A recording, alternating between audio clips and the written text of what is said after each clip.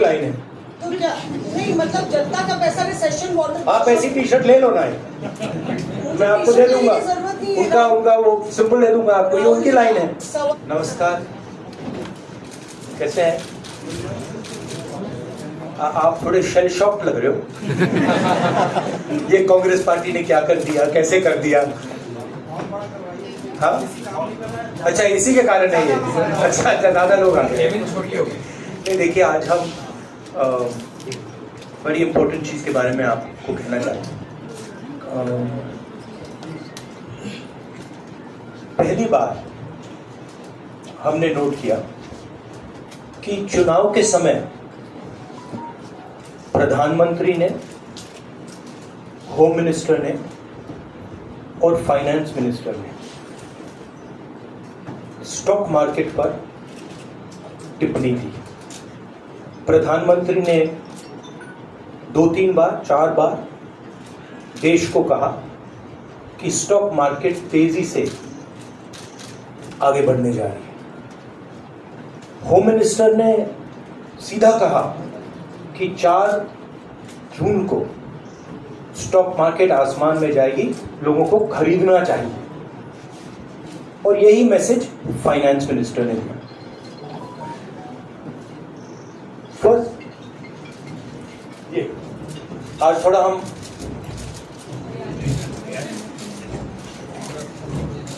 तो ये क्रोनोलॉजी है।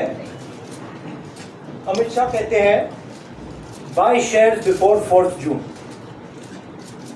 19 में नरेंद्र मोदी जी कहते हैं stock market will break records on June 4। फिर 28 मई को रिपीट करते हैं। 1 जून मीडिया झूठे एग्जिट पोल रिलीज करती है। बीजेपी का ऑफिशियल जो इंटरनल सर्वे था वो उनको 220 सीट दे रहा था। तो ये इंफॉर्मेशन बीजेपी के लीडर्स के पास था। इंटेलिजेंस एजेंसीज ने 200 और 220 के बीच में सरकार को बताया था कि उनकी सीट्स आ रही है। 3 जून को स्टॉक मार्केट सारे रिकॉर्ड तोड़ देता है और 4 जून को खटाक से स्टॉक मार्केट अंडरग्राउंड चला जाता है। अगला स्लाइड दिखाई दो। ये देखिए 31 मई massive stock activity, more than double what was there on 30th, more than double what was there on 29, 28। ये अनोमली देखिए। ये कौन लोग हैं? ये वो लोग हैं जो जानते हैं कि कोई ना कोई घपला हो रहा है। हजारों करोड़ रुपए यहां पे इन्वेस्ट हुए हैं, फॉरेन इन्वेस्टर्स ने इन्वेस्ट किए हैं। और उसके बाद 30 लाख करोड़ रुपए का लॉस होता है। किसका लॉस होता है? रिटेल इन्वेस्टर्स का लॉस होता है। तो ये जो आप देख रहे हैं हिंदुस्तान की स्टॉक मार्केट की हिस्ट्री का सबसे बड़ा स्कैम है। और इसके बारे में हम कुछ सवाल पूछना चाहते हैं।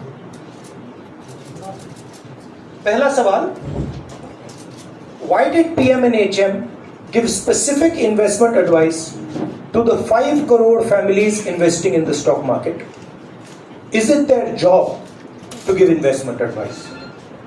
Second, why both interviews were given to the same media house owned by the same business group which is also under SEBI investigation for manipulating stock market? Third, what is the connection between the BJP, the fake exit pollsters and the dubious foreign investors who invested one day before the exit polls were announced and made a huge profit at the cost of 5 crore families? We demand a JPC into this. We are absolutely convinced that this is a scam. Somebody has made thousands of crores of rupees at the cost of Indian retail investors, and the Prime Minister and the Home Minister have given an indication to buy. And this is a criminal act. So we demand today a joint parliamentary committee to investigate this. मैं हिंदी में बोल देता हूं, प्रधानमंत्री ने देश की जनता को इन्वेस्टमेंट एडवाइस क्यों दी, और 5 करोड़ परिवारों को जो इन्वेस्ट करते हैं उनको प्रधानमंत्री ने, होम मिनिस्टर ने स्टॉक खरीदने का आदेश क्यों दिया। दूसरा, दोनों इंटरव्यूज जो किए गए थे वो अदानी जी के जो चैनल्स हैं उनको दिए गए थे, उन पर सेबी का इन्वेस्टिगेशन हो रहा है, तो उन चैनल्स का क्या रोल है।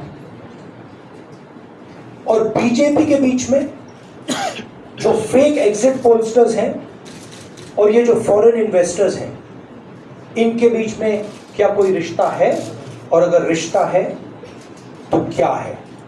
हम जेपीसी चाहते हैं, हम इन्वेस्टिगेशन चाहते हैं, और देश इसकी सच्चाई जानना चाहता है। धन्यवाद। शुक्रिया राहुल जी। साथियों, अभी अभी राहुल जी ने आपको स्पष्ट तरीके से क्रोनोलॉजी सब BJP have carried out this scam. I am saying they had partners who carried out these exit polls. We would like to know if these exit polls were actually carried out, if people were actually sent out, and we'd also like to know the methodology of these polls.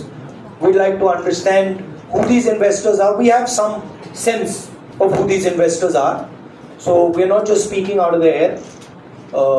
We are confident that if an investigation is done, interesting things will be revealed.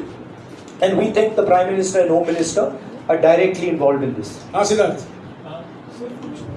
Companies की भी आपको लगता है जांच होनी चाहिए जिनके share बहुत अप गए, जिनके सबसे ज्यादा शेयर खरीदे गए और जिनके शेयर उसके बाद के बीच में बेचे भी गए, उन कंपनीज का भी को भी इस दायरे में आना चाहिए, आपको लगता है? हमारा कहना है कि यहाँ पे बड़ा क्लियर है कि स्कैम हुआ है। प्रधानमंत्री ने डायरेक्टली कहा है, होम मिनिस्टर ने डायरेक्टली कहा है, इंडिकेट किया है जनता को कि स्टॉक मार्केट ऊपर जाएगी।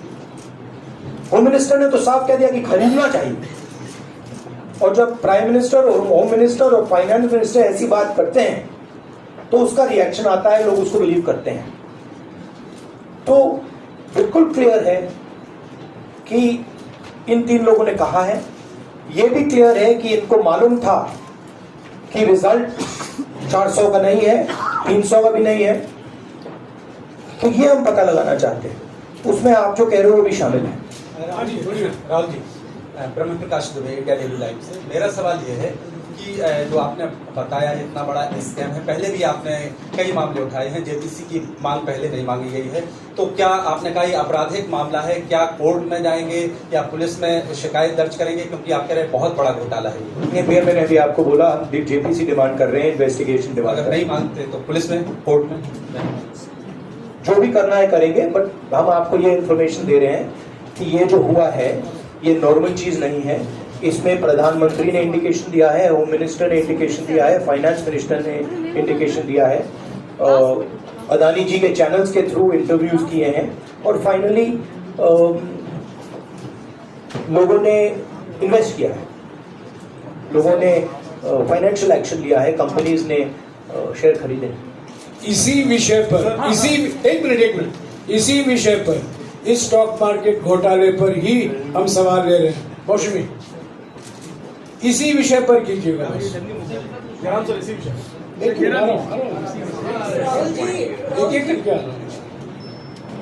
जी, हम लोग ने पहले भी देखा है कि आप लोग ने कई बार जब सेशन होता है तो सत्ता पक्ष और विपक्ष आमने सामने होता है, जेपीसी की मांग होती है और सेशन पे सेशन वॉश आउट हो जाता है और जनता का पैसा वेस्ट होता है। तो क्या आपको ये तो बीजेपी की लाइन है।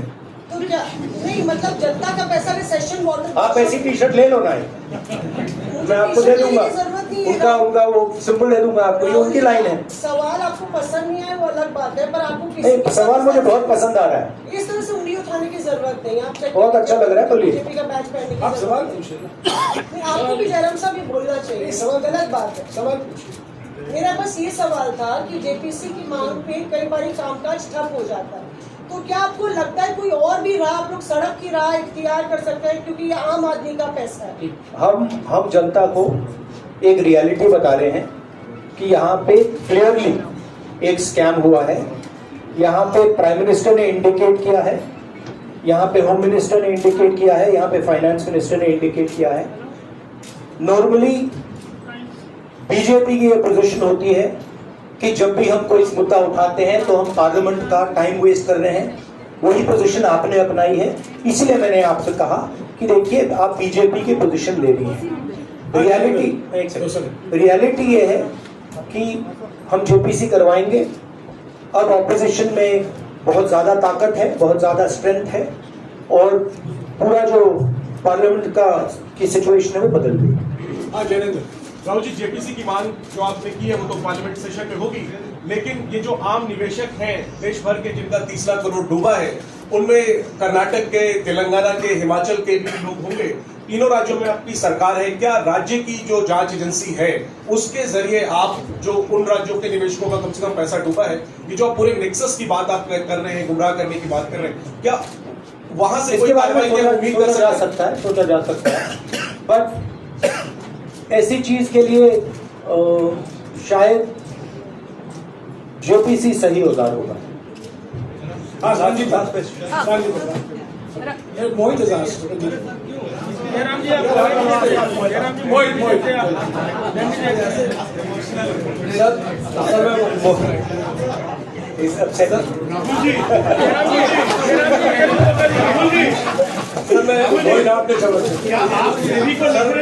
सर मैं मोहित हूँ न्यूज नेशन से। मैं जानता हूँ सर लगातार पिछले घोटालों में भी आपने जेपीसी की बात की थी, आपने हर जांच की बात की, और ये बड़ा घोटाला सामने आया, इसमें भी आप जेपीसी की मांग कर रहे हैं। कितनी उम्मीद है कि ये लोग जेपीसी की ये लागू करेंगे? आपको क्या लगता है कि ये जेपीसी लागू करने वाले, अगर नहीं करेंगे फिर क्या करेंगे आप? नहीं, हम प्रेशर लगाएंगे, डालेंगे, पर मुझे लगता है कि जो पहले राजनीतिक सिचुएशन थी, जिस इम्प्यूनिटी के साथ प्रधानमंत्री पहले काम करते थे, मुझे लगता है वो अब खत्म हो गया है, तो दूसरा नतीजा आएगा। राहुल जी ये आखिरी है क्या आप बोलेंगे?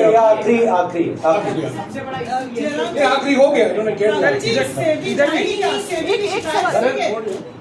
ओके रंजीता। राहुल जी, जो आप बातें कह रहे हैं कि सबसे बड़ा ये घोटाला है, क्या जिन उद्योगपतियों का नाम आप हमेशा लेते रहे हैं, चुनावी जो रैलियां रही हैं उसमें भी और उसके बाद भी, क्या आप कहना चाहते हैं कि सरकार ने मदद की है उन उद्योगपतियों को और अमीर बनाने में? नहीं, मैं कह रहा हूं, मैं सिर्फ सरकार की बात नहीं कर रहा हूं, मैं दो इंडिविजुअल्स की बात कर रहा हूं। प्रधानमंत्री ने और हिंदुस्तान के सब रिटेल इन्वेस्टर्स जिनको नुकसान हुआ है, मैं आपसे बोल रहा हूं, आपको ये बात समझ आ जाएगी। आपका पैसा गया है, आपकी कमाई गई है, आपको नुकसान हुआ है, और इसमें करोड़ों युवा हैं जो ईमानदार हैं। तो नरेंद्र मोदी जी ने, अमित शाह जी ने आपको मैसेज दिया कि 4 तारीख को स्टॉक मार्केट आसमान छूएगी, और आपने उन पर भरोसा किया। मगर सच्चाई ये थी कि नरेंद्र मोदी को मालूम था कि 4 जून को स्टॉक मार्केट आसमान नहीं छुएगी। 4 जून को स्टॉक मार्केट का जबरदस्त नुकसान होने जा रहा है, क्योंकि उनके पास इंटेलिजेंस की रिपोर्ट थी और बीजेपी का जो इंटरनल असेसमेंट था 220 सीट का, वो उनके हाथ में। तो मेरा ये सवाल है, और मैं आपसे इन्वेस्टर से कहना चाहता हूं कि आपको जो चोट पहुंची है, जो आपको दर्द हुआ है, वो चोट नरेंद्र मोदी जी और अमित शाह के बयान ने आपको पहुंचाई। और हजारों करोड़ रुपए किसी ना किसी ने चोरी की है।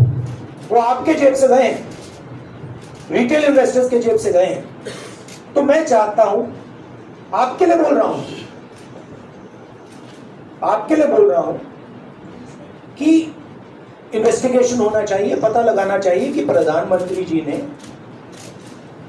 होम मिनिस्टर ने आपको ये गलत इंफॉर्मेशन क्यों दी, और ये कौन लोग हैं, इन्वेस्टर्स जो हैं, फॉरेन इन्वेस्टर्स हैं, जिन्होंने इस दिन फायदा उठाया। ये देखिए ग्राफ है, ये रेड चार्ट जो है, इसको देखिए, ये नॉर्मल ट्रेडिंग है सर, इधर ये नॉर्मल ट्रेडिंग है, ये ग्रे वाली नॉर्मल ट्रेडिंग है, और ये जो ट्रेडिंग है इधर ये अब नॉर्मल ट्रेडिंग है, ये 2-3 गुना है, और फिर ये हुआ है नुकसान।